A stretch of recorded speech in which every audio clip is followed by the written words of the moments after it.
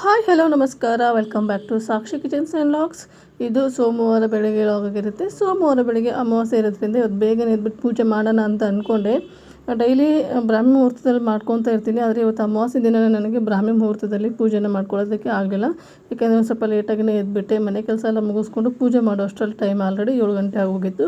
7 ಗಂಟೆ ಅನ್ನೋಷ್ಟರಲ್ಲಿ ಪೂಜೆನ ಮುಗಿಸ್ಕೊಂಡೆ. ಹಾಗಾಗಿ ಇವತ್ತು ಸ್ವಲ್ಪ ಲೇಟ್ ಆಯಿತು.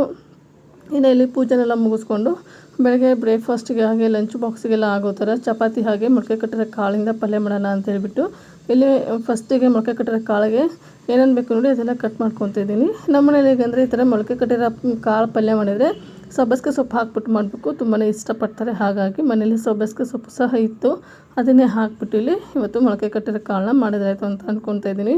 ತುಂಬ ಚೆನ್ನಾಗಿರುತ್ತೆ. ಚಪಾತಿ ಬದಲಾಗಿ ನೀವು ಇದನ್ನು ಜೋಳದ ರೊಟ್ಟಿಗೆ ಅಥವಾ ಖಡಕ್ ರೊಟ್ಟಿಗೆ ಮಾಡಿಕೊಂಡ್ರೆ ಇನ್ನೂ ಚೆನ್ನಾಗಿರುತ್ತೆ. ಆದರೆ ಇವತ್ತು ಅಮಾವಾಸ್ಯೆ ಇರೋ ಕಾರಣಕ್ಕೆ ನಾನಿಲ್ಲಿ ರೊಟ್ಟಿನ ಮಾಡೋದಕ್ಕೆ ಆಗಿರಲಿಲ್ಲ. ಹಾಗಾಗಿ ನಾನು ಇವತ್ತು ಚಪಾತಿನ ಮಾಡ್ತಾಯಿದ್ದೀನಿ. ಹಾಗೆ ಇವತ್ತು ಅಮಾವಾಸ್ಯೆ ಇದೆ ಅಲ್ವಾ, ಇದನ್ನು ನಾವು ಎಳ್ಳು ಅಮಾವಾಸ್ಯೆ ಅಂತ ಕರಿತೀವಿ. ನಮ್ಮ ಉತ್ತರ ಕರ್ನಾಟಕದ ಕಡೆ ತುಂಬಾ ಫೇಮಸ್ಸು ಈ ಎಳ್ಳು ಅಮಾವಾಸ್ಯೆ.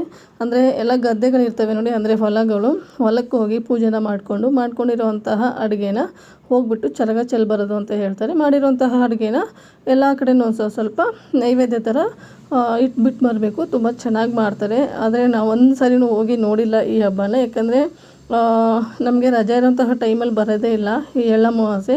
ಹಾಗಾಗಿ ನನಗೆ ಹೋಗಿ ನೋಡೋದಕ್ಕೇ ಆಗಿಲ್ಲ. ಇನ್ನು ಈ ಎಳ್ಳು ಅಮಾವಾಸ್ಯೆಗೆ ಶೇಂಗಾದ ಹೋಳಿಗೆ ಹಾಗೆ ಕರ್ಜಿಕಾಯಿ ಈ ಥರ ಪಲ್ಯಗಳು ರೊಟ್ಟಿ ಎಲ್ಲ ಅಡುಗೆ ಮಾಡ್ಕೊಂಡು ಹೋಗಿ ಹೊಲಕ್ಕೆ ಪೂಜೆ ಮಾಡಿಕೊಂಡು ಹಾಗೆ ಎಲ್ಲ ಮನೆ ಮಂದಿ ಎಲ್ಲ ಕೂತ್ಕೊಂಡು ಹೊಲದಲ್ಲಿ ಊಟ ಮಾಡಿಕೊಂಡು ಆವತ್ತಿನ ದಿನನ ಇಡೀ ದಿನ ಪೂರ್ತಿಯಾಗಿ ಹೊಲದಲ್ಲೇ ಕಳೀತಾ ಇರ್ತಾರೆ. ತುಂಬ ಚೆನ್ನಾಗಿ ಇರುತ್ತೆ. ಈ ಥರ ನನಗೆ ಮಾತ್ರ ಈ ಥರ ಹೊಲದಲ್ಲೆಲ್ಲ ಕೂತ್ಕೊಂಡು ಊಟ ಮಾಡೋದು ಅಂದರೆ ತುಂಬಾ ಇಷ್ಟ ಆಗುತ್ತೆ. ಆದರೆ ಯಾವಾಗಾದರೂ ಊರಿಗೆ ಹೋದಾಗ ನಾನು ಹೊಲದಲ್ಲಿ ಕೂತ್ಕೊಂಡು ಊಟ ಮಾಡ್ತಾಯಿರ್ತೀವಿ. ಅಂದರೆ ನಮ್ಮ ಚಿಕ್ಕಮ್ಮರದೆಲ್ಲ ಮನೆಯೆಲ್ಲ ಇರೋದು ಹೊಲದಲ್ಲೇ. ಹಾಗಾಗಿ ಇನ್ನು ಹಾಗೆ ನಮ್ಮ ಅಣ್ಣನೂ ಸಹ ಊರಿಗೆ ಹೋಗಿದ್ದ. ಅವನು ನಮ್ಮ ಊರ ಕಡೆ ಸಿಗುವಂತಹ ತಿಪ್ಪಲಕಾಯಿ ಹಾಗೆ ನಮ್ಮ ಮನೆಯಲ್ಲೇ ಮಾಡಿರುವಂತಹ ಬೆಣ್ಣೆ ಹಾಗೆ ಹುಣಸಿ ತೊಕ್ಕು ಅಂತ ಹೇಳ್ತೀವಿ ನೋಡಿ. ನಾವೆಲ್ಲ ಹುಣಸಿ ಹಿಂಡಿ ಅಂತೀವಿ, ಈ ಕಡೆ ಎಲ್ಲ ತೊಕ್ಕು ಅಂತ ಹೇಳ್ತಾರೆ. ನಮ್ಮ ಕಡೆ ನಾವೆಲ್ಲ ಇದನ್ನು ಹುಣಸಿ ಹಿಂಡಿ ಅಂತ ಹೇಳ್ತೀವಿ. ಹಾಗಾಗಿ ನನಗಂತೂ ತುಂಬ ಇಷ್ಟ ಆಗುತ್ತೆ ಈ ಹುಣಸಿ ಹಿಂಡಿ ಎಲ್ಲ. ನಾವೆಲ್ಲ ಚಿಕ್ಕವರಿರುವಾಗ ನಮ್ಮಮ್ಮ ಏನಾದರೂ ಮಾಡಿಬಿಟ್ಟು ಈ ಡಬ್ಬದಲ್ಲೆಲ್ಲ ಸ್ಟೋರ್ ಮಾಡಿಟ್ರೆ ಸ್ಕೂಲಿಂದ ಬಂದ ತಕ್ಷಣವೇ ಕೈಗೆ ಹಾಕ್ಕೊಂಡು ತಿಂತಾಯಿರ್ತಿದ್ವಿ. ಅಷ್ಟೊಂದು ಇಷ್ಟ ನನಗೆ ಉಪ್ಪಿನಕಾಯಿ ಹಾಗೆ ಈ ಹುಣಸಿ ಹಿಂಡಿ ಅನ್ನೋದು. ಇವಾಗ ಅದೇ ಥರ ನನ್ನ ಮಗಳು ಮಾಡ್ತಾಯಿರ್ತಾಳೆ. ಇನ್ನು ಇಲ್ಲಿ ಒಂದು ಕಡೆ ಸಾಂಬಾರಿಗೂ ಸಹ ಇಟ್ಬಿಟ್ಟು ಒಂದು ಕಡೆ ಅನ್ನಕ್ಕೂ ಸಹ ಇಟ್ಟಿದ್ದೆ. ಬೇಳೆ ಎಲ್ಲ ಬೆಂದ್ಕೊಂಡಿತ್ತು. ಇವತ್ತು ತಿಳಿ ಸಾರು ಮಾಡೋಣ ಅಂತೇಳಿ ಇಲ್ಲಿ ತಿಳಿ ಸಾರಿಗೆಲ್ಲ ರೆಡಿ ಮಾಡ್ಕೊತಾ ಇದ್ದೆ. ನಾನು ಸಾಮಾನ್ಯವಾಗಿ ಸೊಪ್ಪು ಸಾರು ಹಾಗೆ ಬೇರೆ ಥರದ ಸಾರೆಲ್ಲ ಮಾಡಿರ್ತೀನಿ. ತಿಳಿ ಸಾರು ಮಾಡೋದು ತುಂಬಾ ಕಡಿಮೆ. ಹಾಗಾಗಿ ಇವತ್ತು ಮನೇಲಿ ತರಕಾರಿನೂ ಇರಲಿಲ್ಲ, ಏನಾದರೂ ಹಾಕ್ಬಿಟ್ಟು ಮಾಡೋಣ ಅಂತೇಳ್ಬಿಟ್ಟು ಸುಮ್ಮನೆ ಒಂದು ಅರ್ಧ ಗ್ಲಾಸ್ ಆಗೋಷ್ಟು ಬೇಳೆನ ಹಾಕ್ಬಿಟ್ಟು ತಿಳಿ ಸಾರು ಮಾಡಿದರೆ ಒಂದು ದಿನಕ್ಕೆ ಸರಿ ಹೋಗುತ್ತಲ್ಲ ಅಂತೇಳಿ ತಿಳಿ ಸಾರಿಗೂ ಸಹ ಎಲ್ಲ ರೆಡಿ ಮಾಡ್ಕೊತಾ ಇದ್ದೆ. ನಮ್ಮ ಮನೇಲಿ ಹೇಗೆ ಅಂದರೆ ಒಂದೇ ಸರಿ ಬೆಳಗ್ಗೆ ಅಡುಗೆ ಮಾಡ್ಕೊಂಬಿಟ್ರೆ ಮತ್ತು ಸಂಜೆ ಸುಮ್ಮನೆ ರೈಸು ಅಥವಾ ರೊಟ್ಟಿ ಮಾಡೋದಿರುತ್ತೆ. ಯಾಕಂದರೆ ಬೆಳಗ್ಗೆನೇ ಪಲ್ಯ ಒಂದು ಸ್ವಲ್ಪ ಜಾಸ್ತಿನೇ ಮಾಡ್ಕೊಂಬಿಟ್ಟಿರ್ತೀನಿ. ಹಾಗೆ ಬೆಳಗ್ಗೆ ಸಾಂಬಾರು ಮಾಡಿರೋದ್ರಿಂದ ಸಂಜೆ ಮತ್ತೇನು ಸಾಂಬಾರು ಮಾಡೋವಂತಹ ಅಗತ್ಯತೆ ಇರೋಲ್ಲ. ಬೆಳಗ್ಗೆ ಹೊತ್ತು ಜಾಸ್ತಿ ಕೆಲಸ ಆಗಿಬಿಡುತ್ತೆ ನನಗೆ, ಸಂಜೆ ಹೊತ್ತು ಅಷ್ಟಾಗೇನೂ ಇರೋದಿಲ್ಲ. ಹಾಗಾಗಿ ಇನ್ನು ಇಲ್ಲಿ ಸಾಂಬಾರಿಗೂ ಸಹ ಒಗ್ಗರಣೆ ಹಾಕಿ ಚಪಾತಿ ಎಲ್ಲ ಮಾಡಿಬಿಟ್ಟು ಮಕ್ಕಳು ಸಹ ಕಳಿಸಿದ್ದಾಯಿತು. ಇನ್ನು ನನ್ನ ಹಸ್ಬೆಂಡ್ಗೂ ಸಹ ಇಲ್ಲಿ ಲಂಚ್ ಬಾಕ್ಸ್ನೆಲ್ಲ ಪ್ರಿಪೇರ್ ಮಾಡಿ ಅವ್ರಿಗೂ ಸಹ ಇಲ್ಲಿ ಕಳಿಸ್ತಾ ಇದ್ದೀನಿ. ಇನ್ನು ಅದಾದ ನಂತರ ಮಿಕ್ಕೊಂಡಿರುವಂತಹ ಕೆಲಸಗಳೆಲ್ಲ ಮಾಡ್ಕೋಬೇಕಾಗಿತ್ತು. ಇನ್ನು ಅದೆಲ್ಲ ಮಾಡೋಕ್ಕಿಂತ ಮುಂಚೆನೇ ಒಂದು ಸ್ವಲ್ಪ ಬೆಣ್ಣೆನೂ ಸಹ ಬಿಸಿ ಮಾಡ್ಕೊಂಬಿಟ್ರೆ, ತುಪ್ಪ ಮಾಡ್ಕೊಂಬಿಟ್ರೆ ಅದು ಆ ಪಾತ್ರೆನೂ ಸಹ ಇಲ್ಲಿ ತೊಳ್ಕೊಂಡ್ರೆ ಆಗುತ್ತೆ ಅಂತ ಹೇಳ್ಬಿಟ್ಟು ಮೊದಲಿಗೆ ಇಲ್ಲಿ ಬೆಣ್ಣೆನ ನೀಟಾಗಿ ವಾಶ್ ಮಾಡಿಕೊಂಡು ಬಿಸಿ ಮಾಡೋದಕ್ಕೆ ಇಟ್ಕೊಂಡಿದ್ದೀನಿ. ಇದು ನಾವೇ ಸಾಕಿರುವಂತಹ ಎಮ್ಮೆಯಿಂದ ಮಾಡಿರುವಂತಹ ಬೆಣ್ಣೆ. ನಮ್ಮ ಮನೇಲಿ ನಾನು ಆಕಳು ಬೆಣ್ಣೆ ಹಾಗೆ ಎಮ್ಮೆ ಬೆಣ್ಣೆನೂ ಸಹ ಯೂಸ್ ಮಾಡ್ತೀನಿ. ಅದಲ್ಲದೇ ನಾನು ಬೆಳಿಗ್ಗೆ ಡೈಲಿ ಹಾಲು ತರ್ತೀವಲ್ವ, ಆ ಹಾಲಿಂದ ಕೆನೆನೂ ಸಹ ತೆಗೆದುಬಿಟ್ಟು ಅದನ್ನು ಬೆಣ್ಣೆ ಮಾಡ್ತಾಯಿರ್ತೀನಿ. ಹಾಗಾಗಿ ನಾನು ಆಚೆ ಎಲ್ಲೂ ಬೆಣ್ಣೆ ಅಥವಾ ತುಪ್ಪ ಏನೂ ತೊಗೊಂಡು ಬರೋದಕ್ಕೆ ಹೋಗಲ್ಲ. ಹಾಗೆ ನಾನು ಮನೇಲಿ ಮಾಡುವಂತಹ ಬೆಣ್ಣೆ ಅಥವಾ ತುಪ್ಪ ಏನಿರುತ್ತಲ್ವ ಅದನ್ನು ದೇವ್ರಿಗೆ ಮಾತ್ರ ಎತ್ತಿಟ್ಕೊಂಡಿರ್ತೀನಿ. ಅಂದರೆ ದೇವ್ರ ದೀಪಕ್ಕೆ ಹಚ್ಚೋಕ್ಕಾಯಿತು, ಹಾಗೆ ದೇವ್ರಿಗೆ ಏನಾದರೂ ನೈವೇದ್ಯ ಮಾಡೋದಿದ್ರೆ ಅದಕ್ಕೆ ಮಾತ್ರ ಇಟ್ಕೊಂಡಿರ್ತೀನಿ. ಈ ಥರ ಊರಿಂದ ಕಳಿಸಿರುವಂತಹ ಬೆಣ್ಣೆ ಅದೇನಾದರೂ ಇದ್ದರೆ ನಮಗೆ ಮನೆ ಬಳಕೆಗೆ ಮಾತ್ರ ಇಟ್ಕೊಂಡಿರ್ತೀನಿ.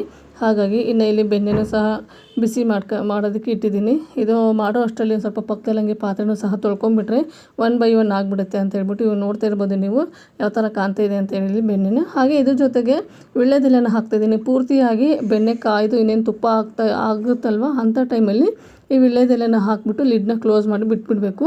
ಆವಾಗ ವೀಳ್ಯದೆಲೆ ಘಮ ತುಂಬ ಚೆನ್ನಾಗಿ ಬರ್ತಾ ಇರುತ್ತಲ್ವ, ತುಪ್ಪದ ಪರಿಮಳ ತುಂಬಾ ಚೆನ್ನಾಗಿ ಬರ್ತಾ ಇರುತ್ತೆ. ಹಾಗಾಗಿ ಇನ್ನು ಮಿಕ್ಕೊಂಡಿರೋಂತಹ ಕೆಲಸಗಳನ್ನೆಲ್ಲ ಮುಗಿಸ್ಕೊಂಡಾದ್ಮೇಲೆ ಮನೇಲಿ ಸ್ವಲ್ಪ ಬೇಜಾರಾಗ್ತಾಯಿತ್ತು. ಅಂದರೆ ಮನೇಲಿ ಒಬ್ಬಳೇ ಇರ್ತೀನಲ್ವ, ಹಾಗಾಗಿ ಅವ್ನ ವಾರ್ಡ್ರೋಬ್ ಆದರೂ ಕ್ಲೀನ್ ಮಾಡ್ಕೊಳ್ಳೋಣ ಅಂತ ಹೇಳ್ಬಿಟ್ಟು ಇಲ್ಲಿ ಫಸ್ಟಿಗೆ ಇವತ್ತು ನನ್ನ ವಾರ್ಡ್ರೋಬ್ ಮಾತ್ರ ಕ್ಲೀನ್ ಮಾಡ್ಕೊತಾ ಇದ್ದೀನಿ. ನನ್ನ ವಾರ್ಡ್ರೋಬ್ನ ಕ್ಲೀನ್ ಮಾಡಿಕೊಂಡು ಅದಾದ ನಂತರ ನನ್ನ ಮಕ್ಕಳದು ವಾರ್ಡ್ರೋಬ್ನ ಕ್ಲೀನ್ ಮಾಡ್ಕೋಬೇಕಾಗತ್ತೆ. ಹಾಗೆ ಇವತ್ತು ನನ್ನ ವಾರ್ಡ್ರೋಬ್ನ ಕ್ಲೀನ್ ಮಾಡೋಷ್ಟರಲ್ಲಿ ಸಾಕು ಅನ್ನಿಸ್ತು. ನಮಗೆ ಹೆಣ್ಮಕ್ಳಿಗೆ ಹೀಗೆ ಅಂದ್ಕೊತೀನಿ, ಎಷ್ಟೇ ಬಟ್ಟೆಗಳಿದ್ರೂ ಬಟ್ಟೆ ಇಲ್ಲ ಅಂತ ಅನ್ನೋದು ಮಾತ್ರ ನಾವು ಬಿಡೋದೇ ಇಲ್ಲ. ಇವತ್ತು ನನಗೂ ಅದೇ ಥರನೇ ಆಯಿತು. ಮಾಡಿಸ್ತಾನೇ ಇದ್ದೀನಿ, ಬಟ್ಟೆಗಳು ಕಡಿಮೆನೇ ಆಗ್ತಾ ಇರಲಿಲ್ಲ. ಅಯ್ಯೋ ಯಾವಾಗಪ್ಪ ಮುಗಿಯುತ್ತೆ ಇದೆಲ್ಲ ಅಂತ ಅನ್ನಿಸ್ತಾ ಇತ್ತು. ನಮ್ಮಮ್ಮ ಬೈತಾನೆ ಇರ್ತಾರೆ, ಈ ವಿಡಿಯೋ ಅನ್ನೋದು ನಮ್ಮಮ್ಮ ನೋಡ್ತಾಯಿದ್ರೆ ತುಂಬಾ ಬೈತಾರೆ. ಅದು ಎಷ್ಟಾದರೂ ಬಟ್ಟೆ ಇಟ್ಟಿದೀಯಾ ನೀನು ಅಂತ ಹೇಳ್ಬಿಟ್ಟು. ಇಷ್ಟು ಬಟ್ಟೆ ಇದ್ರೂ ಮತ್ತು ನಾನು ಬಟ್ಟೆ ಇಲ್ಲ, ನನಗೆ ಬಟ್ಟೆ ಕೊಡಿಸು ಅಂತಲೇ ಕೇಳ್ತೀನಿ ಯಾವಾಗಾದರೂ ಊರಿಗೆ ಹೋದಾಗ ಅಥವಾ ನನ್ನ ಹಸ್ಬೆಂಡಿಗೆ. ಹಾಗೆ ನಮ್ಮಮ್ಮ ಒಂದು ಮಾತು ಹೇಳ್ತಾರೆ, ಬಟ್ಟೆಗಿಟ್ಟು ಕೈ ಬರೆಯೋದು ಅಂತ ಹೇಳ್ಬಿಟ್ಟು. ಅಂದರೆ ಬಟ್ಟೆನ ತೊಗೊಳ್ಳೋ ಬದಲು ಏನಾದರೂ ನಾವು ಇದೇ ದುಡ್ಡನ್ನು ಗೋಲ್ಡು ಅಥವಾ ಬೇರೆ ಏನಕ್ಕಾದ್ರೂ ಇನ್ವೆಸ್ಟ್ಮೆಂಟ್ ಮಾಡಿದರೆ ಅದು ನಮ್ಮ ಹತ್ರ ಇರುತ್ತೆ. ಬಟ್ಟೆ ಏನು 3 ತಿಂಗಳು ಇರುತ್ತೆ, ಅದು ಹರಿದೋದ್ಮೇಲೆ ಅದ್ರ ದುಡ್ಡಿಗೂ ವ್ಯಾಲ್ಯೂ ಇರಲ್ಲ. ಹಾಗಾಗಿ ಬಟ್ಟೆಗೆ ಜಾಸ್ತಿ ದುಡ್ಡನ್ನ ಕೊಡೋಕ್ಕೆ ಹೋಗ್ಬೇಡ ಅಂತ ಬೈತಾ ಇರ್ತಾರೆ.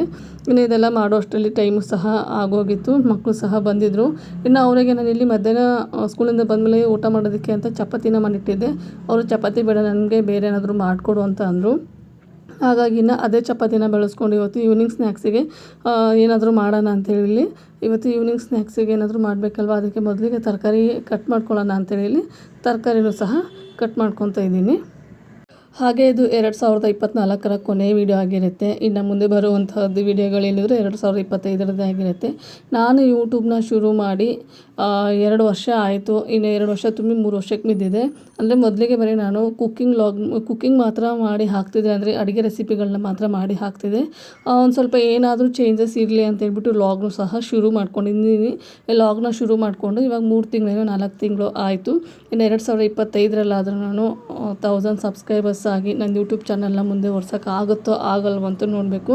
ಅಂದರೆ ತುಂಬ ಕಷ್ಟಪಟ್ಟು ಇಷ್ಟದಿಂದ ಮಾಡ್ತಿರೋಂತಹ ಕೆಲಸ ಈ ಯೂಟ್ಯೂಬ್ ಚಾನಲ್ ನಂದು. ಹಾಗಾಗಿ ಮನೇಲಿರುವಂತಹ ಹೆಣ್ಮಕ್ಳು ಸುಮ್ಮನೆ ಖಾಲಿ ಕೂತಿರ್ತೀವಲ್ವ, ಅದರ ಬದಲಾಗಿ ಮನೇಲಿ ಮಾಡೋವಂಥದ್ದನ್ನೇ ನಾವು ಈ ಥರ ಶೂಟ್ ಮಾಡಿಕೊಂಡು ಯೂಟ್ಯೂಬ್ಗೆ ಹಾಕ್ಕೊಂಡ್ರೆ ನಮಗೂ ಸಹ ಏನೋ ಒಂದು ಕೆಲಸ ಇದೆಯಪ್ಪ ಅಂತ ಅನಿಸುತ್ತೆ ಕೈಯಲ್ಲಿ. ಇವಾಗ ನೋಡಿ ನನ್ನೇ ತೊಗೊಳ್ಳಿ, ಮೊದಲಿಗಾದರೆ ನಾನು ಸೋಮೇರಿತನದಿಂದ ಸುಮ್ಮನೆ ಕೂತ್ಕೊಳ್ತಿದ್ದೆ. ಇವಾಗ ಒಬ್ಬರು ಸಬ್ಸ್ಕ್ರೈಬರ್ ಆದ್ರೂ ಅಯ್ಯೋ ಇವಾಗ ಒಬ್ಬರು ಸಬ್ಸ್ಕ್ರೈಬ್ ಆದ್ರಲ್ವ, ಅವ್ರು ಸಬ್ಸ್ಕ್ರೈಬ್ ಆಗಿರೋದಕ್ಕಾದರೂ ನಾನು ಏನಾದರೂ ಮಾಡಿಬಿಟ್ಟು ನನ್ನ ಚಾನಲಲ್ಲಿ ಹಾಕ್ಕೋಬೇಕು, ಹಾಗೆ ಅವ್ರಿಗೆ ಯೂಸ್ ಆಗೋ ಥರ ಏನಾದರೂ ಇರಬೇಕು ಅಂತ ಹೇಳ್ಬಿಟ್ಟು ನಾನು ಡೈಲಿ ಏನಾದರೂ ಯೋಚನೆ ಮಾಡಿ ನನ್ನ ವ್ಲಾಗಲ್ಲಿ ಹಾಕ್ತಾಯಿರ್ತೀನಿ. ಹಾಗೆ 2024ರಲ್ಲಿ ನಿಮ್ಮ ಕೈಲಿ ಏನಾದರೂ ಕೆಲಸ ಮಾಡೋದಕ್ಕಾಗಿರಲಿಲ್ಲ ನೋಡಿ, ಅಂದರೆ ನಾವು ವರ್ಷ ಶುರು ಆಗ್ತಾ ಇದ್ದಂಗೆ ಈ ವರ್ಷ ಈ ಕೆಲಸ ಮಾಡಿ ಮುಗಿಸ್ಕೊಳ್ಳೇಬೇಕು ಅಂತ ಇರುತ್ತೆ. ಅದಕ್ಕೆ ಕಾರಣಾಂತರಗಳಿಂದ ಆಗಿರೋದಿಲ್ಲ. ಹಾಗಾಗಿ ಆ ಕೆಲಸ ಆಗಿಲ್ಲ ಅಂತೇಳ್ಬಿಟ್ಟು ಅದನ್ನ ಅರ್ಧಕ್ಕೆ ಬಿಡೋದಕ್ಕೆ ಹೋಗಬೇಡಿ. ಮುಂದಿನ ವರ್ಷಕ್ಕೂ ಅದನ್ನು ಮುಂದೆ ಒರೆಸ್ಕೊಂಡು ಹೋಗಿ. ಹಾಗೆ ತಾಳ್ಮೆ ಇದ್ದರೆ ಯಾವ ಕೆಲಸನೂ ಸಹ ನಮಗೆ ಕೈ ಹಿಡಿಯುತ್ತೆ ಅಂತ ಹೇಳ್ತಾರೆ. ಹಾಗಾಗಿ ಉದಾಹರಣೆಗೆ ನನ್ನನ್ನೇ ತೊಗೊಳ್ಳಿ, 2 ವರ್ಷದಿಂದ ಯೂಟ್ಯೂಬ್ ಚಾನಲ್ನ ಶುರು ಮಾಡಿದ್ದೀನಿ. ಇದುವರೆಗೂ ಆಗಿಲ್ಲ. ಆದರೂ ನಾನು ಎಲ್ಲೂ ನನ್ನ ತಾಳ್ಮೆನ ಕಳ್ಕೊಳ್ದೇನೆ ಯೂಟ್ಯೂಬ್ ಚಾನಲ್ನ ಒಂಚೂರು ನಿಲ್ಲಿಸಿಲ್ಲ. ಹಾಗಾಗಿ ಇನ್ನು ಇವತ್ತು ಜಾಸ್ತಿನೇ ಮಾತಾಡಿದೆ ಅಂತ ಅಂದ್ಕೊತಿದ್ದೀನಿ. ಇನ್ನು ತಡ ಮಾಡ್ದೇನೆ ಇವತ್ತು ಈವ್ನಿಂಗ್ ಸ್ನ್ಯಾಕ್ಸ್ನ ಯಾವ ಥರ ಮಾಡಿದ್ದೀನಿ ಅಂತ ಇವತ್ತು ನಿಮ್ಮ ಜೊತೆಗೆ ಶೇರ್ ಮಾಡ್ತಾಯಿದ್ದೀನಿ ನೋಡಿ. ಮೊದಲಿಗೆ ಇಲ್ಲಿ ಒಂದು 3 ಚಪಾತಿನ ನಾನು ಮಾಡಿಟ್ಕೊಂಡಿದ್ದೆ. ಅದೇ 3 ಚಪಾತಿಯಿಂದನೇ ಈವ್ನಿಂಗ್ ಸ್ನ್ಯಾಕ್ಸ್ ಮಾಡಿದ್ರೆ ಆಯಿತು ಅಂತ ಇಲ್ಲಿ ಈ ಥರ ರೋಲ್ ಮಾಡಿಕೊಂಡು ಚಪಾತಿನ ಈ ನೂಡಲ್ಸ್ನ ಯಾವ ಥರ ಇರುತ್ತೆ ನೋಡಿ ಅದೇ ಥರನೇ ಕಟ್ ಮಾಡ್ಕೋಬೇಕಾಗತ್ತೆ. ಇಲ್ಲಿ ಒಂದೊಂದು ಚಪಾತಿನ ನಾನು ಈ ಥರ ರೋಲ್ ಮಾಡಿಕೊಂಡು ಕಟ್ ಮಾಡ್ಕೊತಿದ್ದೀನಿ. 3 ಚಪಾತಿ ಒಂದೇ ಸರಿಗೆ ಕಟ್ ಮಾಡೋದಕ್ಕಾಗಲ್ಲ. ಹಾಗಾಗಿ ಇನ್ನು ಎಲ್ಲ ಚಪಾತಿನೂ ಈ ಥರ ನೂಡಲ್ಸ್ ಶೇಪಲ್ಲಿ ಕಟ್ ಮಾಡಿಕೊಂಡು ಫಸ್ಟಿಗೆ ಅದನ್ನು ಬಿಡಿಸ್ಕೊಂಬಿಡಿ. ಅದು ಸರ್ಕಲ್ ಶೇಪಲ್ಲಿ ಮಾಡಿರ್ತೀವಲ್ವ, ಅದು ಹಾಗೆ ಕೂತ್ಕೊಂಡಿರುತ್ತೆ. ಹಾಗಾಗಿ ಅದನ್ನು ಈ ಥರ ನೀಟಾಗಿ ಬಿಡಿಸ್ಕೊಂಡು ಪಕ್ಕಕ್ಕೆ ಇಟ್ಕೋಬೇಕಾಗತ್ತೆ. ಇಲ್ಲಿ ನೀವು ನೋಡ್ತಾ ಇರ್ಬೋದು ನಾನು ಇಲ್ಲಿ ಯಾವ ಥರ ಬಿಡಿಸ್ಕೊತಾ ಇದ್ದೀನಿ ಅಂತ ಹೇಳ್ಬಿಟ್ಟು. ಹಾಗೆ ನಿಮಗೆ ಗೊತ್ತಾಗಿರಬೇಕು ಅಂತ ಇದ್ದೀನಿ ನಾನು ಏನು ರೆಸಿಪಿ ಮಾಡ್ತಾಯಿದ್ದೀನಿ ಅಂತ ಹೇಳ್ಬಿಟ್ಟು. ಮಕ್ಕಳಿಗೆ ಮಾತ್ರ ತುಂಬಾ ಇಷ್ಟ ಆಗುತ್ತೆ ಈ ರೆಸಿಪಿ ಮಾತ್ರ. ಮಕ್ಕಳಿಗಲ್ದೇನೆ ದೊಡ್ಡವ್ರಿಗೂ ಸಹ ಇಷ್ಟ ಆಗುತ್ತೆ. ನೀವು ಈ ರೆಸಿಪಿನ ಮಾರ್ನಿಂಗ್ ಬ್ರೇಕ್ಫಾಸ್ಟಿಗೆ ಮಾಡಿನೂ ಕೊಡ್ಬೋದು, ಅಥವಾ ಮಕ್ಕಳ ಲಂಚ್ ಬಾಕ್ಸಿಗೂ ಸಹ ನೀವು ಈ ರೆಸಿಪಿನ ಮಾಡಿಕೊಡ್ಬೋದು. ಇನ್ನು ಇಲ್ಲಿ ಒಂದು ತವ ಇಟ್ಕೊಂಡಿದ್ದೀನಿ, ಸ್ಟವ್ ಆನ್ ಮಾಡಿ. ಇದಕ್ಕೆ ಒಂದು ಮಸಾಲೆನ ಪ್ರಿಪೇರ್ ಮಾಡ್ಕೋಬೇಕಾಗತ್ತೆ. ಹಾಗಾಗಿ ಒಂದು 10 ಕಾಳು ಮೆಣಸು, 1-2 ಬ್ಯಾಡಗಿ ಮೆಣಸಿನ್ಕಾಯಿ, 1 ಗೆಡ್ಡೆ ಬೆಳ್ಳುಳ್ಳಿನ ತೊಗೊಂಡಿದ್ದೀನಿ. ಇದನ್ನು ಹಾಗೆ ಡ್ರೈ ರೋಸ್ಟ್ ಮಾಡ್ಕೊಳ್ಳೋಣ. ಎಣ್ಣೆ ಹಾಕ್ಕೊಳ್ಳೋದೇನು ಬೇಡ, ಹಾಗೆ ಡ್ರೈ ರೋಸ್ಟ್ ಮಾಡ್ಕೊಳ್ಳಿ. ಬೆಳ್ಳುಳ್ಳಿ ಮೇಲೆ ಒಂದು ಸ್ವಲ್ಪ ಕಪ್ಪಗೆ ಸುಟ್ಟಿರೋ ಥರ ಅನಿಸುತ್ತಲ್ವ, ಆ ಥರ ಆಗಬೇಕು. ಅಲ್ಲಿವರೆಗೂ ಇದನ್ನ ಫ್ರೈ ಮಾಡಿಕೊಂಡು ಇದನ್ನ ತೆಗೆದುಬಿಡ್ಬೇಕಾಗತ್ತೆ ಒಂದು ಪ್ಲೇಟಿಗೆ. ನಾನು ನಿಮಗೆ ತೋರಿಸ್ತಿದ್ದೀನಿ ನೋಡಿ. ಬೆಳ್ಳುಳ್ಳಿ ಘಮ ಬರೋಕ್ಕೆ ಶುರು ಆಗುತ್ತೆ. ಹಾಗೆ ಆ ಮೆಣಸಿನ್ಕಾಯಲ್ಲಿರುವಂತಹ ಘಾಟು ಸಹ ಬರೋದಕ್ಕೆ ಶುರು ಆಗುತ್ತೆ. ಅಲ್ಲಿವರೆಗೂ ಇದನ್ನ ಫ್ರೈ ಮಾಡಿಕೊಂಡ್ರೆ ಸಾಕಾಗುತ್ತೆ. ಈ ಥರ ಆದರೆ ಸಾಕು. ಇದನ್ನು ಇವಾಗ ಒಂದು ಪ್ಲೇಟಿಗೆ ಟ್ರಾನ್ಸ್ಫರ್ ಮಾಡ್ಕೊತೀನಿ. ಮೊದಲಿಗೆ ಇಲ್ಲೇ ಒಗ್ಗರಣೆನ ಮಾಡ್ಕೊಂಬಿಡೋಣ. ಒಗ್ಗರಣೆಗೆ ಒಂದು 2-3 ಸ್ಪೂನ್ ಎಣ್ಣೆ ಹಾಕ್ಕೊತಾ ಇದ್ದೀನಿ. ಜಾಸ್ತಿ ಏನು ಬೇಕಾಗಲ್ಲ. ಹಾಗಾಗಿ ಇನ್ನು ಇದಕ್ಕೆ ಉದ್ದುದ್ದಾಗಿ ಕಟ್ ಮಾಡ್ಕೊಂಡಿರೋಂತಹ ಈರುಳ್ಳಿನ ಸೇರಿಸ್ಕೊತಾ ಇದ್ದೀನಿ. ನೀವು ಬೇಕಾದರೆ ಇಲ್ಲಿ ಶುಂಠಿ ಬೆಳ್ಳುಳ್ಳಿನೂ ಸಹ ಚಿಕ್ಕದಾಗಿ ಕಟ್ ಮಾಡಿ ಸೇರಿಸ್ಕೋಬೋದು. ನಾನು ಶುಂಠಿ ಬೆಳ್ಳುಳ್ಳಿ ಬದಲಾಗಿ ಶುಂಠಿ ಬೆಳ್ಳುಳ್ಳಿ ಪೇಸ್ಟ್ನ ಸೇರಿಸ್ಕೊಂಡ್ರಾಯ್ತು ಅಂತ ಇಲ್ಲಿ ಶುಂಠಿ ಬೆಳ್ಳುಳ್ಳಿನ ಸ್ಕಿಪ್ ಮಾಡ್ಕೊಂಡಿದ್ದೀನಿ. ಹಾಗಾಗಿ ಈರುಳ್ಳಿನ ಒಂದು 2 ನಿಮಿಷ ಫ್ರೈ ಮಾಡ್ಕೊಳ್ಳಿ. ಈರುಳ್ಳಿ ಒಂದು 2 ನಿಮಿಷ ಫ್ರೈ ಆದ ನಂತರ ಇದಕ್ಕೆ 1 ಸ್ಪೂನ್ ಆಗುವಷ್ಟು ಶುಂಠಿ ಬೆಳ್ಳುಳ್ಳಿ ಪೇಸ್ಟ್ನ ಸೇರಿಸ್ಕೋಬೇಕಾಗುತ್ತೆ. 1 ಸ್ಪೂನು ಶುಂಠಿ ಬೆಳ್ಳುಳ್ಳಿ ಪೇಸ್ಟ್ನ ಸೇರಿಸ್ಕೊಂಡು ನೀಟಾಗಿ ಫ್ರೈ ಮಾಡ್ಕೊಳ್ಳಿ. ಹಾಗೆ ಇವಾಗ ಇದ್ರ ಜೊತೆಗೇನೆ ಇನ್ನು ಮಿಕ್ಕೊಂಡಿರುವಂತಹ ತರಕಾರಿನ ಸೇರಿಸ್ಕೋಬೇಕಾಗತ್ತೆ. ಅಂದರೆ ಇಲ್ಲಿ ನಾನು ಎಲೆಕೋಸು ತೊಗೊಂಡಿದ್ದೀನಿ, ಹಾಗೆ ಕ್ಯಾರೆಟು, ಹಾಗೆ ಕ್ಯಾಪ್ಸಿಕಮ್ನ ತೊಗೊಂಡಿದ್ದೀನಿ. ನೀವು ಯಾವ ತರಕಾರಿನಾದರೂ ಇಲ್ಲಿ ಹಾಕ್ಕೊಂಡು ಈ ರೆಸಿಪಿನ ಮಾಡ್ಕೋಬಹುದು. ತುಂಬ ಚೆನ್ನಾಗಿರುತ್ತೆ. ಇನ್ನು ಇಲ್ಲಿ ಇದೆಲ್ಲನೂ ಹಾಕ್ಕೊಂಡು ನೀಟಾಗಿ ಫ್ರೈ ಮಾಡ್ಕೋಬೇಕಾಗತ್ತೆ. ಆದಷ್ಟು ಹೈ ಫ್ಲೇಮ್ ಇಟ್ಕೊಂಡೆ ಈ ತರಕಾರಿಗಳನ್ನ ಫ್ರೈ ಮಾಡ್ಕೊಳ್ಳಿ. ಆವಾಗ ಅದರಲ್ಲಿರುವಂತಹ ಕ್ರಂಚಿನೆಸ್ಸು ಹಾಗೆ ಇರುತ್ತೆ. ಲೋ ಫ್ಲೇಮಲ್ಲಿ ಫ್ರೈ ಮಾಡ್ಕೊತೀವಂದರೆ ನಿಧಾನಕ್ಕೆ ಫ್ರೈ ಆಗುತ್ತಲ್ವ, ಹಾಗಾಗಿ ನೀರನ್ನ ಬಿಡೋ ಚಾನ್ಸಸ್ ಇರುತ್ತೆ. ಹೈ ಫ್ಲೇಮಲ್ಲಿ ಇಟ್ಕೊಂಡು ಇದನ್ನು ಕ್ರಂಚಿನೆಸ್ ಹಾಗೆ ಇರೋ ಥರ ಇಲ್ಲಿ ಫ್ರೈ ಮಾಡ್ಕೋಬೇಕಾಗುತ್ತೆ. ಇದು ಫ್ರೈ ಆಗೋ ಅಷ್ಟರಲ್ಲಿ ಬೆಳ್ಳುಳ್ಳಿ ಹಾಗೆ ಬ್ಯಾಡಿಗೆ ಮೆಣಸಿನ್ಕಾಯಿ ಅದೆಲ್ಲ ಹುರಿದಿಟ್ಕೊಂಡಿದ್ವಲ್ವ, ಅದನ್ನು ಇಲ್ಲಿ ಪೇಸ್ಟ್ ಮಾಡ್ಕೋಬೇಕಾಗತ್ತೆ. ಇಲ್ಲಿ ಪೇಸ್ಟ್ ಮಾಡ್ಕೊಳ್ಳೋವಾಗ್ಲೂ ಅಷ್ಟೇ ನಾವಿಲ್ಲಿ ನೀರೇನು ಹಾಕ್ಕೋಬಾರ್ದು. ನೀರು ಹಾಕ್ತೇನೆ ಹಾಗೆ ಪೇಸ್ಟ್ ಮಾಡ್ಕೋಬೇಕಾಗತ್ತೆ. ಯಾಕಂದರೆ ಬೆಳ್ಳುಳ್ಳಿಯಲ್ಲೇ ನೀರಿನ ಅಂಶ ಇರುತ್ತೆ, ಅದೇ ಸಾಕಾಗುತ್ತೆ ನಮಗೆ. ಹಾಗಾಗಿ ಇದನ್ನ ತರಿಯಾಗಿ ಪೇಸ್ಟ್ ಮಾಡಿಕೊಂಡು ತೊಗೊಂಬರ್ಬೇಕಾಗುತ್ತೆ. ನಾನು ನಿಮಗೆ ತೋರಿಸ್ತಾ ಇದ್ದೀನಿ ನೋಡಿ. ಈ ಥರ ಕುಟಾಣಿ ಇದ್ದರೆ ಕುಟಾಣಿಯಲ್ಲೂ ಮಾಡ್ಕೋಬೋದು, ಅಥವಾ ಏನಾದರೂ ಚಿಕ್ಕ ಮಿಕ್ಸಿ ಜಾರ್ ಇದ್ದರೆ ಅದರಲ್ಲೂ ಸಹ ಮಾಡ್ಕೊಳ್ಳಿ. ಈ ಥರ ಕುಟಾಣಿಯಲ್ಲಿ ಕುಟ್ಬಿಟ್ಟು ಹಾಕಿದ್ರೆ ಫ್ಲೇವರ್ ಇನ್ನೂ ಚೆನ್ನಾಗಿರುತ್ತೆ ಅಂತ ಹೇಳ್ಬಿಟ್ಟು ನಾನಿಲ್ಲಿ ಕುಟಾಣಿಯಲ್ಲಿ ಕುಟ್ಕೊಂಡ್ಬಿಟ್ಟು ಹಾಕ್ಕೊತಾ ಇದ್ದೀನಿ. ಅದನ್ನ ಕುಟ್ಕೊಂಡ್ಬಿಟ್ಟು ಒಂದು ತಟ್ಟೆಗೆ ಒಂದು ಸಹ ತೆಗೆದಿಟ್ಕೊಂಡಿದ್ದೆ. ಇವಾಗ ನೀವು ನೋಡ್ತಾ ಇರ್ಬೋದು, ಫ್ರೈ ಮಾಡ್ಕೊಂಡಿರೋಂತಹ ತರಕಾರಿಗೆ ಕುಟ್ಕೊಂಡಿರುವಂತಹ ಮಸಾಲಾನ ಸೇರಿಸ್ಕೊತಾ ಇದ್ದೀನಿ. ಇದನ್ನು ಸೇರಿಸ್ಕೊಂಡ್ಬಿಟ್ಟು ನೀಟಾಗಿ ಫ್ರೈ ಮಾಡ್ಕೊಳ್ಳಿ.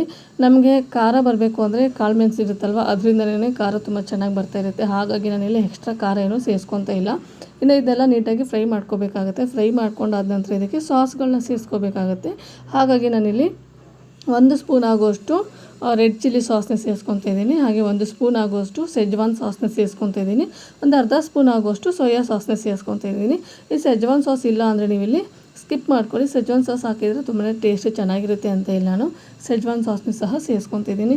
ಇದೆಲ್ಲನೂ ಸೇರಿಸ್ಕೊಂಡು ನೀಟಾಗಿ ಮಿಕ್ಸ್ ಮಾಡ್ಕೊಳ್ಳಿ. ಅದಾದ ನಂತರ ಇದಕ್ಕೆ ನಾವೇನು ಕಟ್ ಮಾಡಿ ಇಟ್ಕೊಂಡಿದ್ವಿ ನೋಡಿ ಚಪಾತಿ, ಅದನ್ನು ಸಹ ಸೇರಿಸ್ಕೋಬೇಕಾಗುತ್ತೆ. ಅದನ್ನು ಸೇರಿಸ್ಕೊಂಡು ನಾನಿಲ್ಲಿ ಉಪ್ಪನ್ನ ಏನು ಜಾಸ್ತಿ ಸೇರಿಸ್ಕೊಂಡಿಲ್ಲ. ತರಕಾರಿಗೆ ಎಷ್ಟು ಬೇಕೋ ಅಷ್ಟು ಮಾತ್ರ ಸೇರಿಸ್ಕೊಂಡಿದ್ದೀನಿ. ಯಾಕಂದರೆ ನಾನು ಚಪಾತಿ ಮಾಡುವಾಗಲೂ ಸಹ ಉಪ್ಪನ್ನ ಹಾಕಿರ್ತೀನಿ.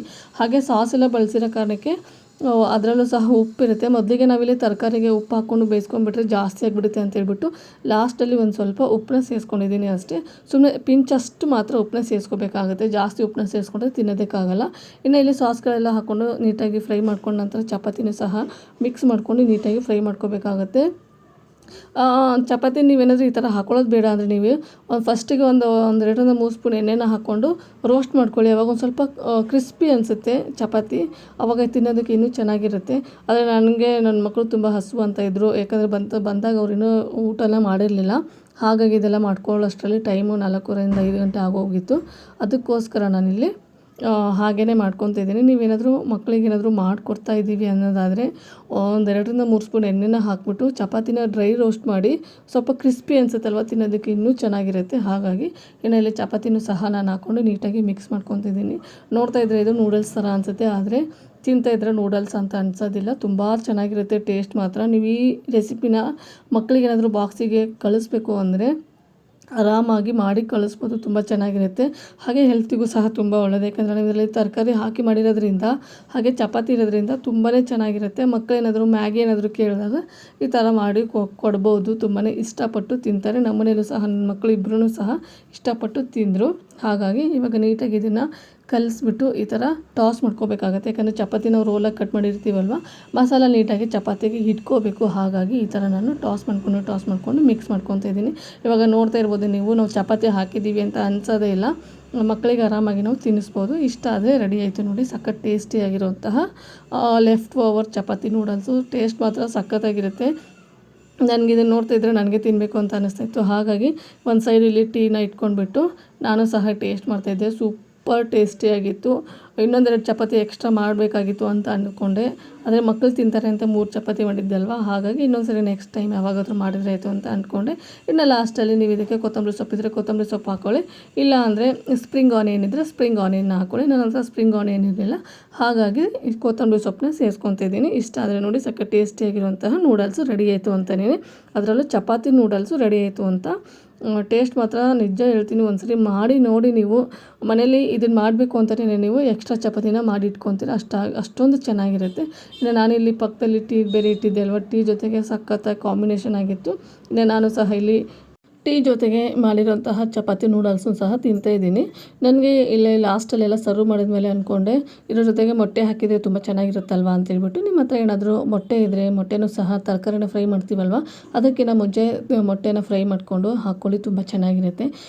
ಇನ್ನು ನಾನು ಸಹ ಇಲ್ಲಿ ಟೀನ ಸ್ನ್ಯಾಕ್ಸ್ನ ತೊಗೊಂಡು ಮಿಕ್ಕೊಂಡಿರುವಂತಹ ಕೆಲಸ ಮಾಡ್ಕೋಬೇಕಾಗಿತ್ತು. ಅಂದರೆ ಇವತ್ತಿನ ಅಡುಗೆನೂ ಮಾಡೋ ಹಾಗಿರಲಿಲ್ಲ, ಯಾಕಂದರೆ ಬೆಳಗ್ಗೆ ಸ್ವಲ್ಪ ಪಲ್ಯ ಜಾಸ್ತಿನೇ ಮಾಡ್ಕೊಂಡಿದ್ದೆ. ಹಾಗೆ ಸಾಂಬಾರು ಸಹ ಬೆಳಗ್ಗೆನೇ ಮಾಡಿದ್ದೆ ಅಲ್ವ, ಮಾಡಿರುವಂತಹ ರೈಸು ಒಂದು ಸ್ವಲ್ಪ ಇತ್ತು. ಇನ್ನು ಮತ್ತೆ ಬೇರೆ ರೈಸ್ ಮಾಡ್ಕೊಂಬಿಟ್ರೆ ಅದು ಹಾಗೆ ಉಳಿಯುತ್ತೆ ಅಂತೇಳ್ಬಿಟ್ಟು ಚಪಾತಿನೇ ಮಾಡಿಕೊಂಡು ಇನ್ನು ಅದೇ ಅಡುಗೆನೇ ಅಡ್ಜಸ್ಟ್ ಮಾಡಿದರೆ ಆಯಿತು ಅಂತ. ಇಲ್ಲಿ ಅಡುಗೆ ಇವತ್ತೇನು ಜಾಸ್ತಿ ಇರಲಿಲ್ಲ, ಹಾಗಾಗಿ ಇವತ್ತಿನ ವ್ಲಾಗ್ನ ಇಲ್ಲಿಗೆ ಎಂಡ್ ಮಾಡ್ಕೊತಾ ಇದ್ದೀನಿ. ನಾನು ಮಾಡಿರುವಂತಹ ವ್ಲಾಗು, ನಾನು ಮಾಡಿರುವಂತಹ ರೆಸಿಪಿ ನಿಮಗೇನಾದರೂ ಇಷ್ಟ ಆದರೆ ಪ್ಲೀಸ್ ಲೈಕ್ ಮಾಡಿ, ಶೇರ್ ಮಾಡಿ, ಕಾಮೆಂಟ್ ಮಾಡಿ. ಹಾಗೆ ಇನ್ನೂ ಯಾರು ನನ್ನ ಚಾನಲ್ನ ಸಬ್ಸ್ಕ್ರೈಬ್ ಮಾಡಿಲ್ಲ ಪ್ಲೀಸ್ ಸಬ್ಸ್ಕ್ರೈಬ್ ಮಾಡ್ಕೊಂಡು ನೋಡಿ. ನಿಮ್ಮದೊಂದು ಸಬ್ಸ್ಕ್ರೈಬ್ ನನಗೆ ತುಂಬಾ ಇಂಪಾರ್ಟೆಂಟ್ ಆಗುತ್ತೆ. ಹಾಗೆ ಈ ವರ್ಷದ ಇದು ಕೊನೆ ವಿಡಿಯೋ ಆಗಿರುತ್ತೆ. ಹಾಗೆ ನಿಮ್ಮ ಫ್ಯಾಮಿಲಿ ಆ್ಯಂಡ್ ಫ್ರೆಂಡ್ಸಿಗೂ ಸಹ ಶೇರ್ ಮಾಡಿ.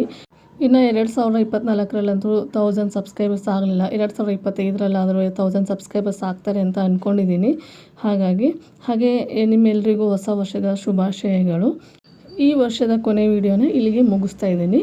Thank you.